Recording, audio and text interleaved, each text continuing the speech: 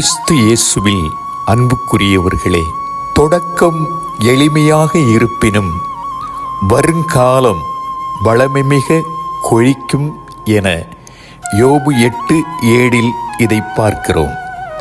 யோபுவினுடைய வாழ்வு தொடக்கம் எளிமை, தூய்மை, இழப்புகள், கஷ்டங்கள், உடல் பாதிப்பு, அழகையின் சோதனை அனைத்திலும் மன உறுதியோடு, நம்பிக்கையோடு, கடவுளோடு ஒன்றித்து வாழ்ந்தார், செயல்பட்டார்.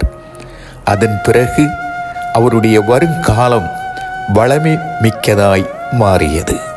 உங்கள் வாழ்விலும் தொடக்கம் எளிமையாக இருந்தாலும் வருங்காலம் வளமை மிக்கதாக கடவுள் மாற்றுவார். வறியவனை தரையிலிருந்து தூக்கி விடுபவர், ஏழையை குப்பை மேட்டிலிருந்து கை தூக்கி விடுகிறவர்.